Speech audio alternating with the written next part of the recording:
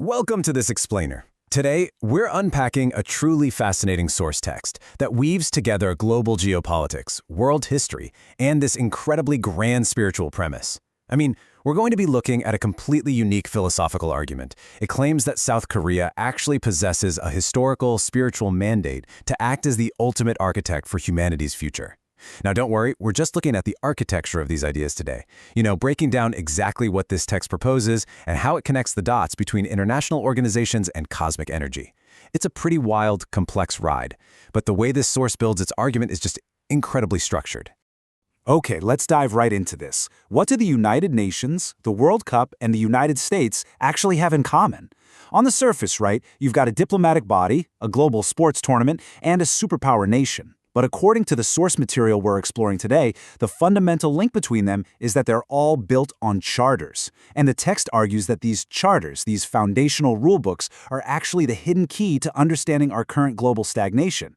Here is our roadmap for today. First, the power of charters. Second, Korea's global mission. Third, religion as a school. Fourth, lessons from the 1988 Olympics. And finally, a new global paradigm. This flow is going to take us straight from global structures right into some deep spiritual philosophy. So, let's kick things off with Section 1, the power of charters, structuring global growth.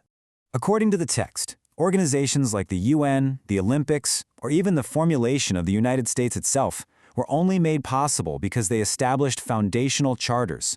But, and this is key, the author categorizes all of these existing documents as just Phase 1 charters. Basically, they were essential blueprints designed specifically for initial physical expansion. But here's the core critique the source is making. Humanity has matured. Just think about how much our knowledge and tech have grown since the UN was founded. Yet our global charters kind of haven't kept up. The text argues that the vague ideals written into these documents, like simply calling for world peace, are fundamentally outdated.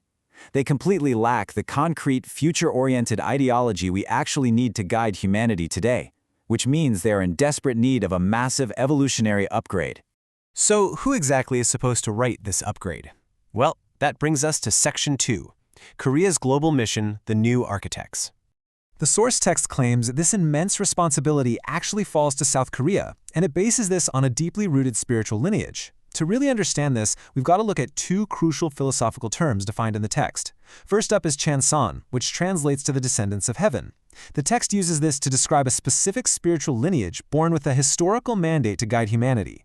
The second term is Hungig Ingan. This is a traditional Korean concept that the text frames as leaders who are totally dedicated to working for the broad benefit of all human beings. So, the argument here is that South Korea is currently populated by these exact descendants of heaven, and they're meant to step up as Hungig Ingan leaders to completely rewrite the world's ideological charters.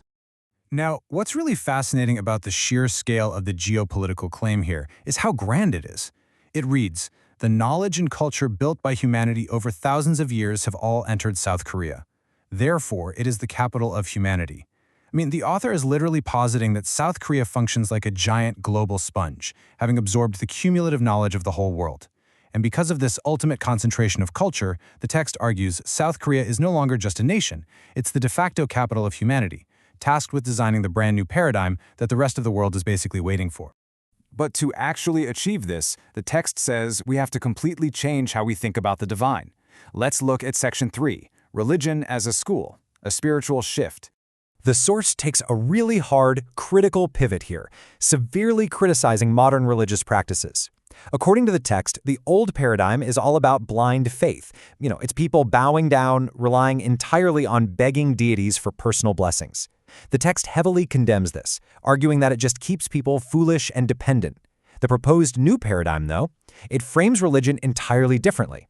Not as a place of worship, but as a social school, a place specifically designed for learning universal truths, developing our intellect, and achieving active spiritual growth rather than just passively sitting around waiting for blessings. And the theological justification for this shift is, well, quite esoteric. The text actually asserts that God is in the particles. It claims that the microparticles making up the human body are the literal physical makeup of God and universal energy. So in this view, humans absolutely don't need to beg a separate deity up in the sky because humanity itself is literally constructed from divine energy. When humans gather and combine their energies, the text argues, they form the actual energy of the universe itself.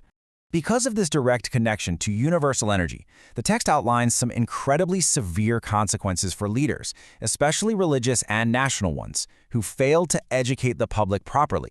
Ignorant leadership leads to a stagnation of human progress. But it goes even further than that.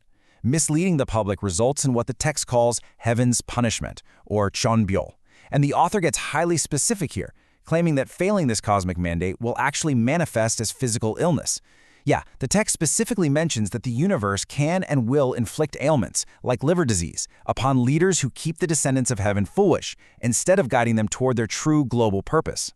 To prove that South Korea is actually capable of broadcasting this new global paradigm, the text points to a very specific historical event. Let's move to Section 4. Lessons from the 1988 Olympics, a proof of concept. So, before 1988, the world was deeply divided by strict Cold War ideologies. But the 1988 Seoul Olympics successfully gathered an unprecedented number of participating nations. According to the text, though, the true success wasn't the gold medals at all. It was the introduction of the song and message, Hand in Hand, which the author views as a profound global broadcast of human peace. The text claims this event led to lasting, positive changes in global Olympic protocols and even the Olympic flag itself, essentially treating 1988 as a historical blueprint for Korea's proven ability to unite the globe. So the crucial takeaway here is that sports are just a method. Events like the Olympics or the World Cup aren't just games. To the author, they're deliberate tools. They are massive platforms designed specifically for the descendants of heaven to broadcast new ideologies of peace and future prosperity to a captive global audience. In fact, if a host nation fails to deliver a philosophical message during these events, the text considers the entire event a total failure. Which brings us to the final solution proposed by the source. Section 5. A new global paradigm. The evolution of Heo. The text redefines the traditional concept of hyeo, or filial piety, into a very modern three-step action plan.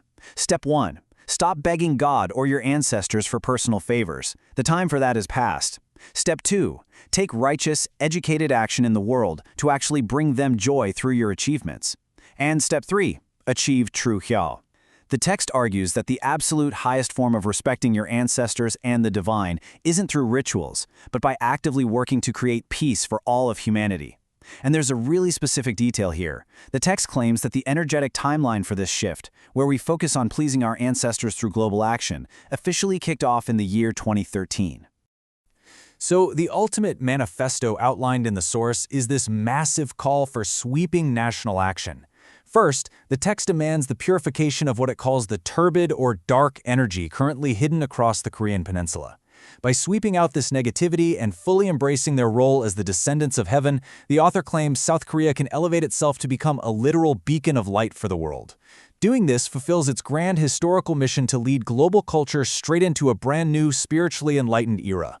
It's an incredibly bold, multifaceted argument that completely reimagines international relations through the lens of ancient spiritual mandates and cosmic energy.